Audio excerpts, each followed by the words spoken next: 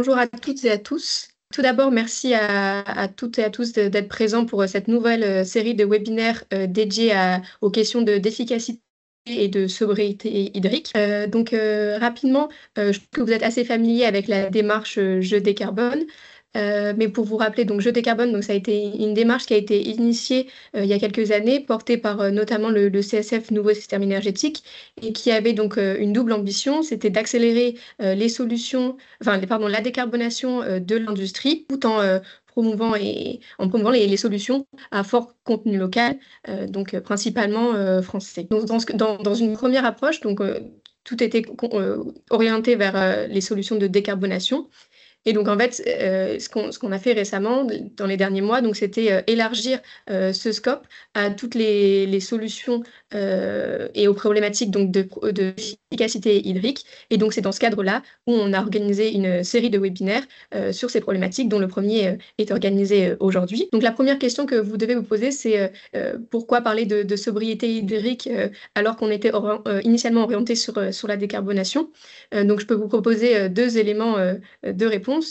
Donc le premier, c'est que dans une démarche plus complète de réduction de l'impact du changement climatique de l'industrie et également une transition énergétique et écologique, ce qu'on se rend compte, c'est que oui, le carbone, c'est la première étape, mais les dimensions de sobriété de matière, économie de matière et la dimension liée à l'eau est également importante. Et la deuxième, c'est parce qu'il y a de fortes synergies entre l'énergie et l'eau. Et donc, il est important de considérer à la fois l'aspect énergétique et l'aspect eau quand on enclenche une démarche de décarbonation. Cette petite introduction faite, je vais laisser la parole donc à Amélie Heuze, qui donc est chargée de mission au niveau de l'Agence de l'eau Loire-Bretagne, qui donc va présenter au cours de ce webinaire le rôle et les actions des agences de l'eau à destination des industriels qui veulent avoir une meilleure gestion de l'eau et agir pour cette efficacité hydrique. Bonjour à tous. Merci d'être connectés. J'ai reconnu quelques noms que je connaissais, mais pour la plupart, je ne connais pas voilà, mes interlocuteurs. Donc, je suis donc Amélie Euzé, chargée de mission activité économique non agricole à l'Agence de l'eau Loire-Bretagne. Je vais vous faire une présentation en parlant des agences de l'eau d'une manière générale. Donc, je vais un petit peu représenter aussi mes homologues qui travaillent dans les 5 autres agences de l'eau. Et puis, je donnerai forcément, je donnerai quelques exemples où je m'appuierai évidemment sur ce que je connais le mieux, c'est-à-dire ce qu'on fait à Loire-Bretagne et ce qu'on va proposer dans le cadre de notre futur programme d'intervention. Donc, je vais déjà commencer par partager mon diaporama. Donc, au cours de mon exposé, donc, je vais revenir sur ce que sont les agences de l'eau, parce que je ne sais pas si vous nous connaissez tous bien. Nos missions et voilà, les 6 établissements voilà, qu'il y a sur le territoire métropolitain. On va ensuite tenter d'appréhender un peu les enjeux de l'eau dans un contexte de dérèglement climatique et donc voir en quoi l'eau est un marqueur important du changement climatique. Et puis, on va revenir sur des points d'actualité qui vous intéresser, je pense. En quelques mots, parce que c'est moins mon sujet, le fait que nous sommes en cours on est dans une réforme au niveau de nos redevances, on va en parler, et surtout nos 12e programmes d'intervention là, qui vont rentrer en vigueur à partir du 1er janvier 2025 et pour 6 ans. Donc je dis nos parce que les 6 agences vont avoir un nouveau programme d'intervention à partir de 2025. Donc les agences de l'eau, elles ont été créées il y a tout juste 60 ans. On fête l'anniversaire de la loi sur l'eau cette année. D'ailleurs, à travers une exposition photo que vous pouvez retrouver dans différentes villes de France. J'en ai mis 2 ici. Donc, ça fait 60 ans qu'elles ont été créées. Ce sont des établissements publics de l'État, donc qui définissent une politique en matière de gestion de l'eau et qui s'appuient sur des grands axes qui sont des axes, des priorités, on va dire, d'intervention, des grandes priorités qui sont définies dans les schémas d'aménagement et de gestion de l'eau, pour ceux qui connaissent les SDAGE. SDAGE voté par les parlements de l'eau, hein, ou comité de bassin, au niveau de chaque grand bassin versant. Donc, nous sommes 6 agences de l'eau. Nous, Loire-Bretagne, il y a Adour-Garonne, Rhône-Méditerranée-Corse, Rhin-Meuse et Artois-Picardie. Donc, 6 agences de l'eau avec des ressources financières différentes, puisque les ressources des agences de l'eau viennent des utilisateurs d'eau de leur bassin. Donc, ça, on va y revenir. Donc, des programmes d'intervention différents. On n'a pas les mêmes modalités d'aide d'une agence à l'autre, puisqu'on n'a pas les mêmes ressources financières. Malgré tout, on travaille pour répondre aux mêmes grands enjeux, hein, qui sont la restauration des milieux aquatiques et des zones humides, la réduction des pollutions de toutes origines, la préservation et la restauration des eaux côtières, ou encore la gestion et le partage de l'eau. Ça, dans un objectif important pour nous qui guide notre action, qui est l'atteinte du bon état quantitatif et qualitatif de nos masses d'eau d'ici à 2027. Donc, on va y revenir également. Et on répond à travers nos actions aussi à un objectif plus large, qui est celui de l'adaptation au changement climatique. On estime qu'environ 40% de nos actions, des actions qu'on finance, sont également des mesures d'adaptation au changement climatique, et en premier lieu, tout ce qui est action de sobriété hydrique, évidemment.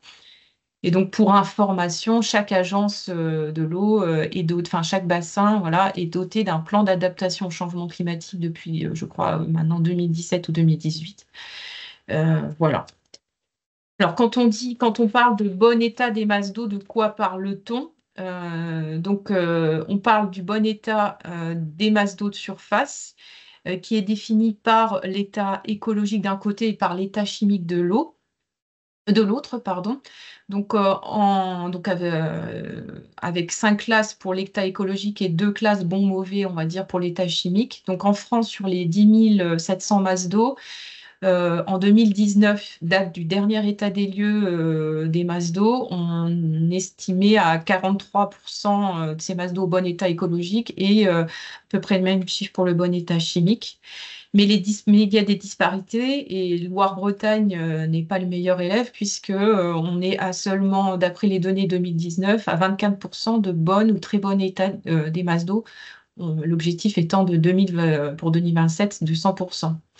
Donc actuellement, on est en cours de révision de cet état des lieux, puisque l'exercice d'état des lieux est révisé tous les 6 ans en fonction des nouvelles données, hein, qu'on récupère à travers les différentes stations de mesure qui sont sur notre bassin. Donc là, est entré ou va entrer là ces jours-ci en consultation.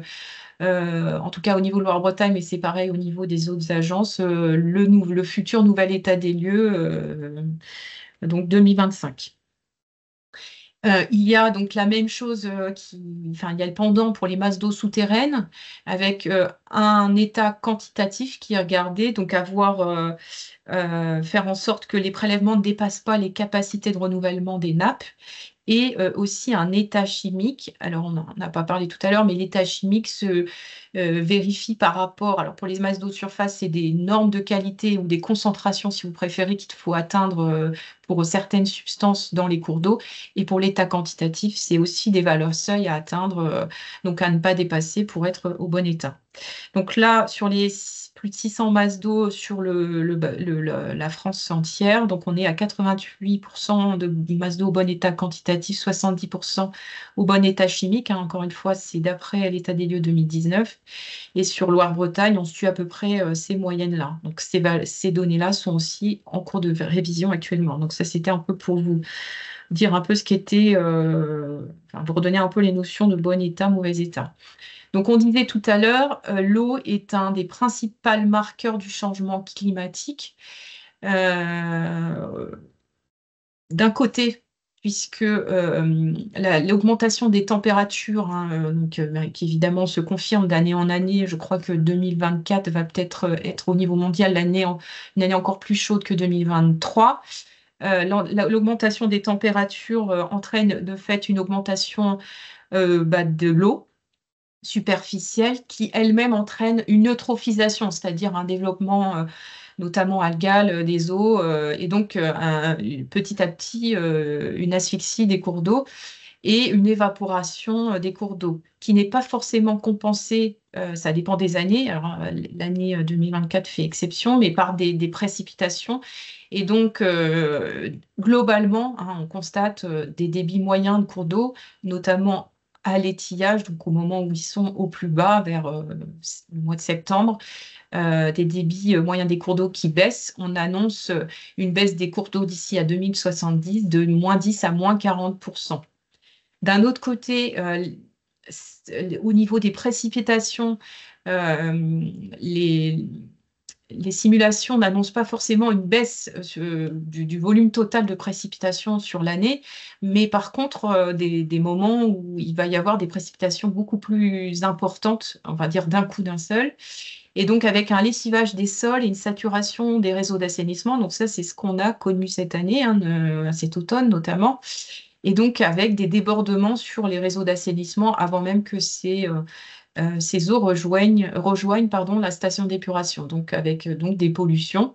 Et puis aussi une moindre efficacité dans le recharge des nappes, hein. Donc là, les chiffres d'ici à 2070 annoncés sont de -20 à -40% de recharge des nappes. Donc tout ceci va amener moins d'eau globalement dans nos cours d'eau, avec une moins d'acceptabilité pour pouvoir pour les industriels pour pouvoir rejeter ou les collectivités ben, des rejets, hein. Moins il y a d'eau dans les cours d'eau, ben, plus il faut mieux il faut traiter les eaux pour avoir des concentrations acceptables pour le milieu. Donc ce sera voilà des conséquences directes. Ça entraînera des conséquences directes sur à la fois les populations, les entreprises et les agriculteurs qui peuvent rejeter dans ces cours d'eau. Donc le sixième rapport du GIEC, hein, confirme que le réchauffement a commencé à impacter le cycle de l'eau, et ceci se vérifie aussi sur le bassin Loire-Bretagne. Là encore, je m'appuie sur les données d'état des lieux 2019 qui seront à confirmer en 2025, mais en 2019, ce qu'on constatait, c'est qu'environ 54% de nos cours d'eau risquaient de ne pas atteindre le bon état des eaux, hein, notamment pour la seule raison des prélèvements trop importants sur ces masses d'eau, en fait. Je voulais vous dire autre chose aussi. À ce niveau-là, donc 2022, oui, a marqué un tournant, mais ça, on va en reparler dans les diapos suivantes. Donc, on parlait des prélèvements. Je vous ai mis là des chiffres Loire-Bretagne. Donc ça, c'est les données qu'on récupère au niveau du service des redevances de l'agence. Et donc, pour Loire-Bretagne, c'est un peu plus de 3 milliards de mètres cubes qui sont, on va dire, déclarés chaque année comme étant prélevés dans les milieux naturels. Et donc, voici comment se répartissent ces 3 milliards de mètres cubes prélevés. Donc, il y a deux bons tiers, enfin, pardon, un bon tiers qui est, voire presque la moitié, qui est prélevé par l'industrie énergétique, essentiellement les centrales nucléaires, hein, pour ce qui concerne le bassin de la Loire notamment. Un quart environ qui est prélevé par tout ce qui est pour l'eau potable des collectivités, on va dire pour faire simple. 300 millions de mètres cubes d'eau qui sont prélevés pour l'alimentation des canaux. Un peu plus de 400 millions pour l'irrigation. Et enfin, si on se concentre sur les acteurs économiques, un peu moins de 200 millions donc, prélevés par les acteurs économiques, soit via l'eau potable, quand on a l'information, parce qu'évidemment, dans l'eau potable, il y a des petites activités économiques, hein. Dans les 900 millions, il y a aussi des activités économiques, mais les plus grosses, donc il y a 80 millions, plus 100 millions d'industriels qui prélèvent, 100 millions de mètres cubes prélevés directement au milieu récepteur. Donc ça, c'est pour vous donner une idée des répartitions des prélèvements. Donc c'est ce qu'on vient de dire.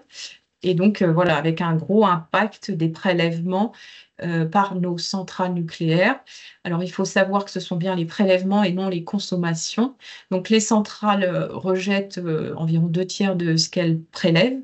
Néanmoins, le tiers qui s'évapore, hein, via les tours aéro-réfrigérantes, représente tout de même environ 500 millions de mètres cubes d'eau, ce qui est très très considérable.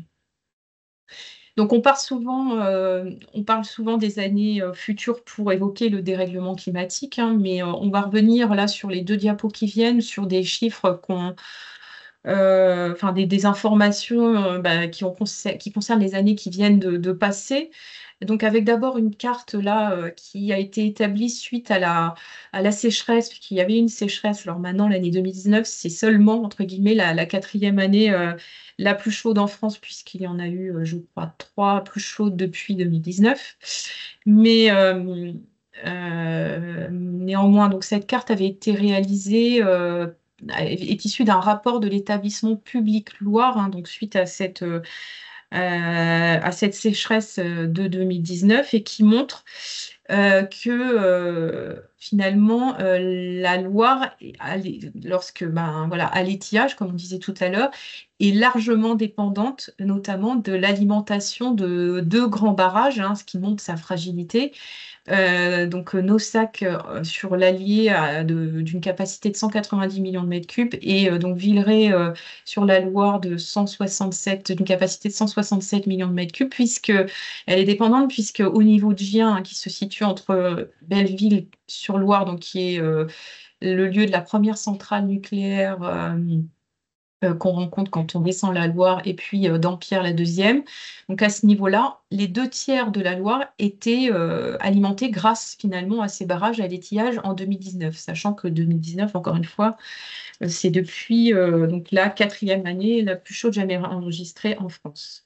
Donc depuis 2019, on a eu 2022. Donc 2022, c'est une année qui a marqué un gros tournant, on va dire. Donc, un, un diapo pour un peu vous rappeler un peu les événements qui se sont produits sur la seule année 2019. Donc, l'année 2019, dès le début du mois d'avril, on va dire, les premières alertes ont été données avec 10 départements qui ont été placés en restriction sécheresse en raison notamment d'un faible hiver doux et puis peu pluvieux, enfin d'un hiver peu pluvieux. Donc il y avait déjà des alertes, hein, avec ces fameux barrages qui n'étaient pas remplis comme à l'habitude, on va dire à quasi 100%, mais déjà avec des niveaux de remplissage qui étaient plus faibles qu'à l'habitude. Donc 10 départements en risque sécheresse. Et puis, les événements se sont petit à petit succédés. Donc, malgré cette sécheresse, on a des inondations à Rennes qui se produisent le 3 juin. Et dans le même temps, quelques semaines après, un record de chaleur battu à Brest avec 39,3 le 18 juillet. Et puis, les monts d'Arrée qui brûlent fin juillet. Et ensuite, on constate qu'on peut traverser la Loire à pied en août et au mois d'août à Tours et à Orléans. Et finalement, sur l'année 2019, c'est trois canicules qui se succèdent, avec pour conséquence une centaine de communes qui connaissent la distribution d'eau en bouteille, une vingtaine de milliers d'habitants concernés, environ 20 000 habitants, pardon, concernés par ces bouteilles, et à la fois par une alimentation par citernage. Donc, c'est 159 collectivités touchées au total. Si bien qu'à la fin du mois d'août 2022, pardon, c'est la totalité des départements qui sont soit en alerte, soit renforcés, soit en crise sécheresse. Et sur le bassin Loire-Bretagne, donc on a 8 départements qui sont placés en crise intégrale sécheresse, dont les 4 départements bretons.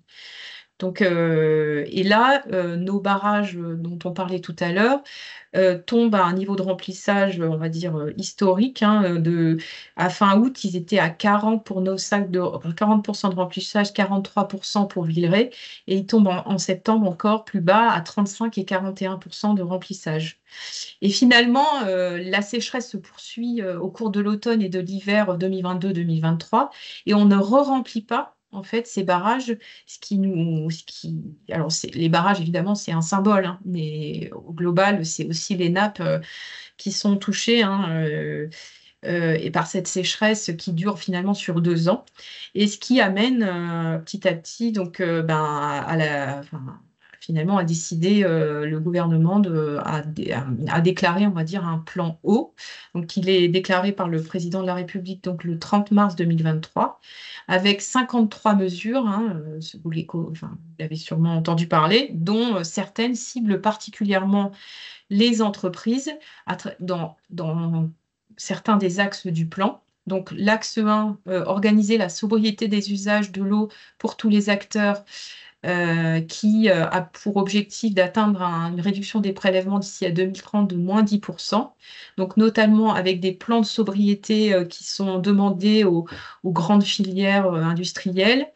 Une cinquantaine de sites industriels qui sont ciblés qui vont être identifiés, hein, qui ne le sont pas au moment de la déclaration du plan eau, mais qui seront identifiés ensuite comme ayant le plus fort potentiel de réduction et qui doivent faire des efforts pour réduire leur prélèvement. Et puis, donc sur l'axe 2, optimiser la disponibilité de l'eau, donc sont prévus le développement de mesures pour massifier la valorisation des eaux non conventionnelles, hein, avec comme objectif 1000 projets de réutilisation des eaux usées traitées en 2027. Donc ça va se traduire notamment par la mise en place l'assouplissement ou on va dire l'ouverture plutôt des possibilités de réutilisation, notamment dans l'agroalimentaire, qui est, après l'énergie sur le bassin Loire-Bretagne, par exemple, le plus gros consommateur d'eau sur le bassin, préleveur d'eau, pardon. Et sur l'axe 5, donc, qui s'appelle être en capacité de répondre aux crises de sécheresse. Donc là, on prévoit la mise à jour, hein, ce qui a été fait depuis, du guide national visant les restrictions de sécheresse. Voilà, donc ça, c'est quelques mesures du plan eau, donc annoncé en 2023 par le président de la République. Et donc, dans la foulée, les agences de l'eau, et alors pour Loire-Bretagne, ça s'est appelé plan de résilience, mais ça a sûrement pris d'autres termes dans les autres agences. Mais globalement, les agences de l'eau mettent en place des mesures spécifiques pour aider tout acteur, mais notamment les entreprises, puisqu'aujourd'hui on va plutôt parler des aides aux entreprises, mais notamment les entreprises à mettre en place des mesures qui répondent à ce plan eau. Donc nous, ça s'est traduit par 2 appels à projets qui ont concerné plus particulièrement notamment les entreprises, hein, puisqu'elles n'étaient pas les seuls cibles de ces appels à projets. L'appel à projet sobriété des usages et l'appel à projet renaturation des villes et villages, donc sobriété des usages visant les économies d'eau. Donc aujourd'hui, on peut déjà faire le bilan de ces appels à projets, hein. On a rien qu'au niveau de Loire-Bretagne, voilà, cet appel à projet a permis plus de 4 millions de mètres cubes économisés, dont environ la moitié de ces millions de mètres cubes ont été économisés grâce à des actions portées par les acteurs économiques du bassin. Et également donc, des actions qui ont permis de déconnecter les eaux pluviales. Donc là, on va en parler, mais c'est plus une mesure d'adaptation au changement climatique, hein, et notamment de végétalisation qui permettent de garder l'eau en place et d'éviter notamment qu'elle se retrouve, ces eaux pluviales, dans les réseaux d'assainissement et qu'elle les fasse déborder, comme on en a parlé tout à l'heure. Donc, par rapport à la seule sobriété des usages, on constate un tournant sur l'année 2023 concernant les aides aux acteurs économiques, au niveau de Loire-Bretagne, puisque pour la première fois, finalement, les entreprises nous sont davantage sollicitées pour réduire leur consommation d'eau que pour réduire leur rejet dans le milieu récepteur, ou voilà, on va dire plus globalement, pour dépolluer leurs eaux. Elles ont, on va dire que leurs préoccupations se sont tournées vers la sobriété. Et finalement, en 5 ans, on fait le bilan, en 5 ans, on a multiplié par 10 les aides aux économies d'eau dans les entreprises. Donc toutes ces aides, finalement, on en parlait tout à l'heure, sont alimentées par donc les redevances, hein, que perçoivent les agences de l'eau, selon le principe, hein, qui finalement existe. Ce principe est en place depuis 1964, celui du pollueur ou du préleveur-payeur. Donc chaque euro qui est prélevé par les agences sur les usagers de l'eau, que sont les domestiques, les industriels, les agriculteurs notamment, sont reversés sous forme d'aide financière. Et donc je vous disais qu'on était à l'aube de nos 12e programmes d'intervention, Donc, je vous ai mis, donc ça représente pour les 6 agences et 12e programme environ 12 milliards d'euros à distribuer pour des projets en faveur de la ressource en eau sur les 6 années qui viennent, hein. Et donc, dont 2,4 milliards à l'échelle de la seule agence Loire-Bretagne. Donc, je vous ai mis le camembert qui permet de voir quelle est la répartition, on va dire, prévue de ces 2,4 milliards d'euros en fonction des différentes actions qui est susceptible de financer l'agence. Et je vous ai mis en plus gros, on va dire, les aides qui devraient donc être dirigées notamment pas vers les industriels, donc les 68 millions d'euros pour lutter contre les pollutions d'origine industrielle, et aussi la case organiser la sobriété des usages, donc à laquelle contribuent largement aussi les acteurs économiques, donc là, partagés aussi par les acteurs, notamment collectivités. 271 millions d'euros.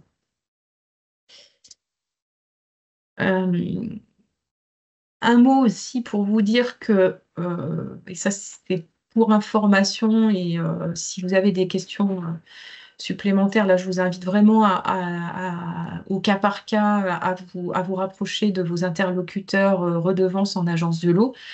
Du changement est attendu pour le système des redevances des agences de l'eau à partir de 2025. Hein, c'est suite à une réforme qui a été adoptée par la loi de finances 2024, et notamment, plus globalement, une trajectoire à la hausse du produit des redevances des agences de l'eau, qui va permettre de financer les mesures du plan eau qui viennent en supplément, on va dire, qui s'ajoutent aux dépenses, on va dire, qui étaient déjà celles des agences de l'eau avant le plan eau. Et une modification du système des redevances, une refonte vraiment du système des redevances, avec des redevances qui disparaissent, hein, pour ceux qui connaissent la redevance pollution domestique et modernisation des réseaux de collecte disparaît, et des redevances qui apparaissent, notamment la redevance, que je ne dise pas de bêtises, consommation d'eau potable ou performance des réseaux d'eau potable ou encore performance assainissement. Donc il y a vraiment des évolutions notoires, hein, en termes des redevances qui touchent, on va dire, toutes les agences de l'eau, hein. Ce système des redevances va être commun à toutes les agences de l'eau. Simplement, les taux, les tarifs, hein, on va dire, appliqués agence par agence et usage par usage peuvent varier d'une agence à l'autre plutôt. Et donc, je vous invite, hein, mais je pense que chaque agence a organisé un webinaire pour expliquer ces évolutions chez elle. Donc, je vous invite, si vous voulez plus d'informations, à notamment déjà revisionner le webinaire qui a été organisé à destination des acteurs économiques le 26 septembre dernier par mes collègues de la direction des redevances.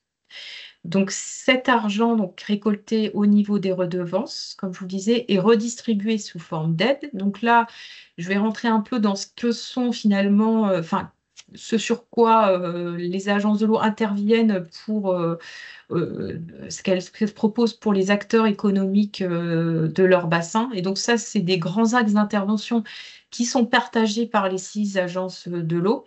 Donc elles interviennent pour les aider à réduire leur pollution, que ce soit sous forme d'aide individuelle, hein, c'est la majorité de nos aides, on va aider un porteur de projet, un industriel, à réduire les pollutions qui émettent au milieu naturel, ou sous forme d'opérations collectives pour des petits rejets, on va dire, dispersés, euh, les petits rejets toxiques, hein. Là, on est plutôt sur la lutte contre les micropolluants dispersés.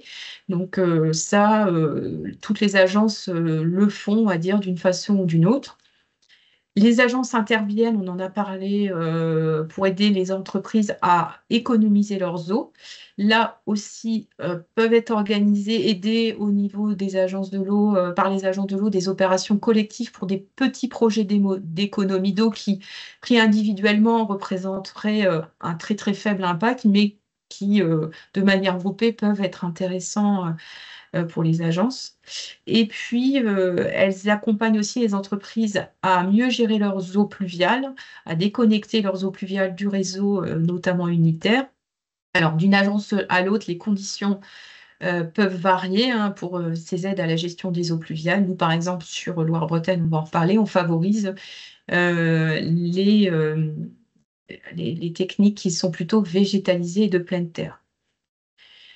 Donc, on va rentrer pour illustrer un peu ces interventions sur les interventions propres à Loire-Bretagne. Je ne vais pas rentrer dans le détail des modalités, simplement vous donner les taux d'aide maximum, on va dire, par grande type d'intervention. Donc déjà, pour vous dire que l'Agence de l'eau Loire-Bretagne intervient donc, sur les 3 volets qu'on a vus, mais qu'elle privilégie certaines actions par rapport à d'autres, des actions qu'elle considère plus durables dans le temps, souvent moins énergivores, et donc elle qualifie de sans regret. Donc ce qu'on va privilégier en termes de réduction des pollutions, c'est tout ce qui permet de réduire la pollution à la source chez les industriels, donc faire en sorte que la pollution finalement ne se retrouve pas à la station d'épuration. Donc là, alors tous les taux que je vais indiquer sont dans la limite de l'encadrement, de ce qui est permis par l'encadrement communautaire des aides. Tout dépend du régime qu'on va appliquer. Donc on peut être des fois fortement limité quand on est dans le cas d'une grande entreprise notamment, mais dans la limite, enfin le taux que notre programme d'intervention permet dans cette voilà, moyennant ces limites, est de 70%, bonifiable de 5 points si l'action de réduction des pollutions entraîne également une économie d'énergie. Donc, quand on parle de réduction à la source, on parle de substitution de molécules toxiques, de remplacement, par exemple, de produits de nettoyage toxiques, de remplacement d'équipements qui peuvent être source de rejets toxiques. Je pense par exemple au remplacement des condenseurs en laiton et qui amenaient des rejets très importants de cuivre et de zinc au niveau des rejets de centrales nucléaires qu'on a financés. Ou encore, on met aussi dans la réduction à la source tout ce qui est séparation des eaux pluviales pour faire en sorte qu'elles ne ruissellent pas sur des aires de travail. Des eaux pluviales qui ruissellent sur des zones de stockage de produits, enfin, voilà, qui risquent d'entraîner, par exemple, des produits toxiques dans l'eau, voilà, sont considérés comme des eaux de process, enfin des eaux et aidées à ce titre et non au titre des eaux pluviales strictes. Et donc tout ce qui permet leur séparation à la source sont aussi considérés comme des actions de réduction à la source. Sur le volet économie d'eau, ce qu'on va aider en priorité, ce sont les actions qui permettent de réduire le besoin en eau des acteurs économiques, c'est-à-dire des actions de sobriété.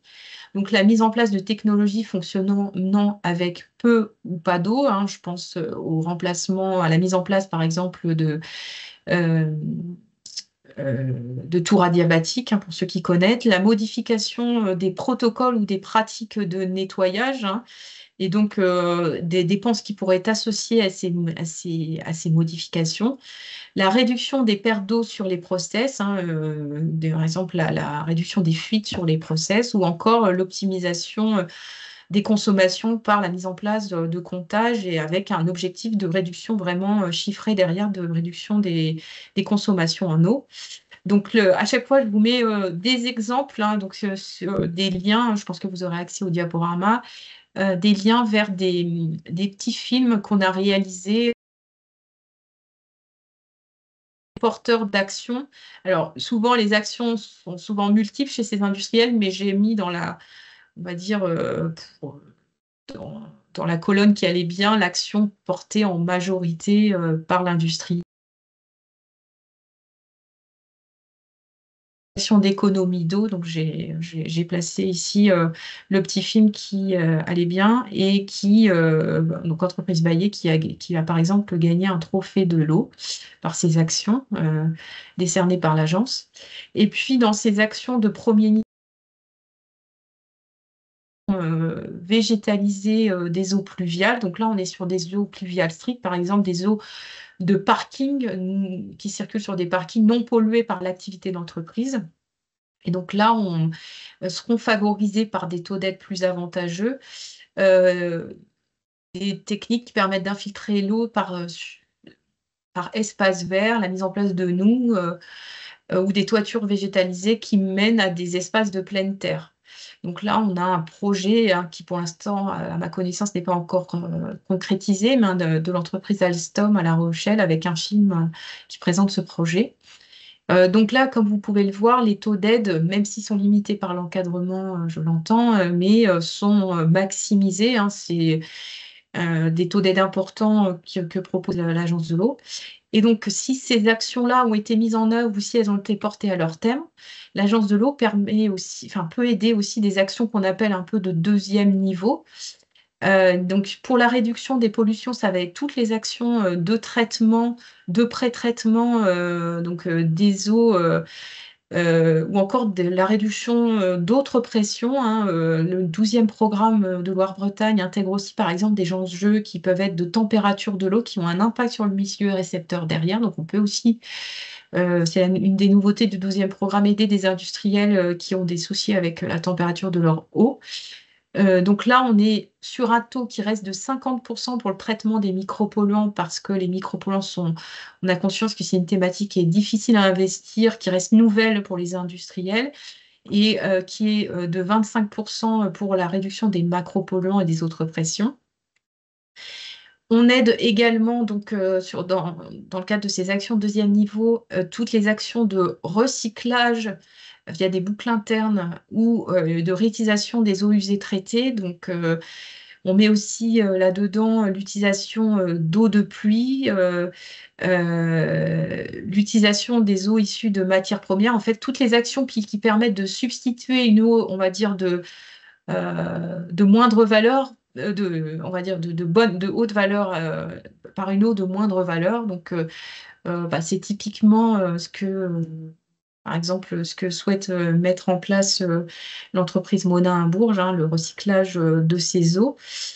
Et enfin, en ce qui concerne les eaux pluviales, on est sur on peut financer des actions, donc sous réserve que ces actions permettent de déconnecter des réseaux d'assainissement unitaires ou séparatifs les eaux pluviales.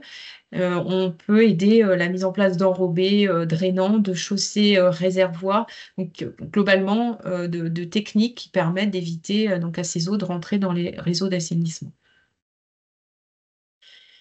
L'Agence de l'eau aide également tout ce qui est études, on va dire d'une manière générale, qui permettent de mener à ces projets de travaux. Là, sur les 2 diapos précédentes, on était bien sur des taux de travaux, donc des taux de travaux. Et donc les études, c'est assez large comme panel d'études potentielles qu'on aide, des études d'acceptabilité du milieu récepteur, des études de diagnostic, des études de faisabilité ou d'aide à la décision, la mise en place d'essais pilotes.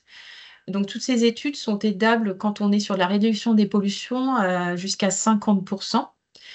Les études qui permettent de réduire des besoins en eau, vraiment qui visent la sobriété des usages, là on peut monter à 70%. Sinon, si on est sur, on va dire, un simple objectif de recyclage ou de réutilisation, on est quand même sur un taux de 50%. Et puis, on aide les études qui aident à la définition d'opérations collectives, que ce soit de réduction dispersée d'émissions de micropolluants ou d'économie d'eau. Et on aide, donc, toujours pour rester sur ces opérations collectives, l'animation et la communication, qui peut être portée par un syndicat, une fédération professionnelle, une chambre consulaire à l'échelle pour des actions, une opération qui serait portée à l'échelle du bassin dans son ensemble ou d'une partie du bassin. Donc là, on est toujours, j'ai bien mis le logo Loire-Bretagne, sur des aides proposées par l'Agence de Loire-Bretagne. Je vous invite pour le détail des aides des autres agences à vous rapprocher, je vais vous donner les contacts tout à l'heure, des personnes qui pourront vous renseigner dans le détail, sachant que, encore une fois, tout l'ensemble des programmes d'intervention vont entrer en vigueur au 1er janvier et que ces modalités seront disponibles en ligne sur les sites internet.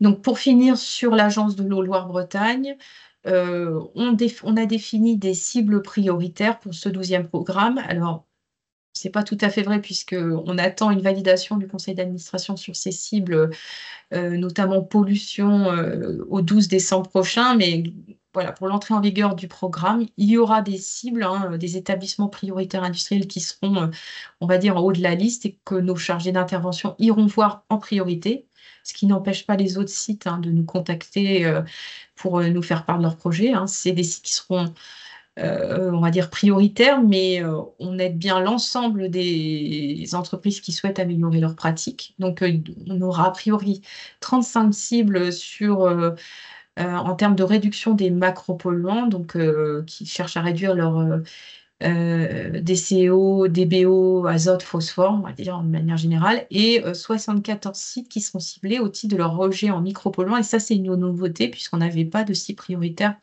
micropolluants au 11e programme. Seront également étudiées de près, évidemment, les cibles plan eau du bassin Loire-Bretagne, hein. Donc, on en a 12 sur le bassin Loire-Bretagne. Et en termes de gestion des eaux pluviales, on n'a pas de cible en particulier. Va aussi entrer en vigueur un nouvel outil de contractualisation. Donc ça, c'est pour information et ça concerne plus particulièrement ces cibles prioritaires. Donc avec ces cibles, hein, on va essayer de conclure sur la base de feuilles de route, on va dire, des accords avec des objectifs bien précis et voilà, vraiment en vue d'améliorer la situation, que ce soit au niveau de la réduction des pollutions ou de la réduction des prélèvements sur le milieu naturel en cas d'impact quantitatif. Donc avec des modalités qui seront peut-être améliorées au cas par cas avec des déplafonnements possibles et la possibilité d'avoir des actions aidées qui ne sont pas aidées dans le cadre du programme classique, considérées comme moins prioritaires. Voilà. Donc j'en ai fini pour la présentation des modalités de Loire-Bretagne et d'ailleurs de ma présentation dans son ensemble. Juste pour finir sur un lien vers un film qu'on a réalisé donc au tout début de l'année 2024, hein, qui est toujours en vigueur et qui permet d'illustrer avec un certain nombre d'industriels qui témoignent dans ce film du panel des interventions qu'on est susceptible d'accompagner au niveau de Loire-Bretagne, qui revient un peu sur ce que j'ai dit en donnant des illustrations de projet. Le film dure 5 à 6 minutes, je crois, mais je pense qu'il peut être une source d'inspiration pour les entreprises. Donc, je vous invite à le visionner. Et puis, je termine par une carte avec le nom des contacts par agence de l'eau que je vous invite si vous n'avez pas d'interlocuteur identifié, mais peut-être que voilà, vous avez déjà des personnes, donc dans ce cas-là, passez par ces personnes. Mais sinon, une porte d'entrée peut être ces contacts-là que je vous propose sur cette diapo. Donc un grand merci donc à Amélie d'avoir réalisé cette intervention. Le replay et notamment la slide avec les différents contacts des agences de l'eau seront disponibles rapidement sur le site Je décarbone. Et ensuite, à noter que ce premier webinaire sera complété d'un second webinaire qui se déroulera donc le 31 janvier. Donc on vous enverra les invitations sous peu, qui sera consacré donc également aux enjeux, mais les aspects aussi réglementaires de l'eau, avec des exemples concrets, méthodologiques et concrets de projets qui ont pu être réalisés, et avec également l'intervention d'un industriel qui a donc mis en place des solutions d'efficacité sobriété hydrique pour inspirer le plus grand nombre. Ben, je vous souhaite à tous et à toutes une bonne après-midi et puis à bientôt pour le prochain webinaire.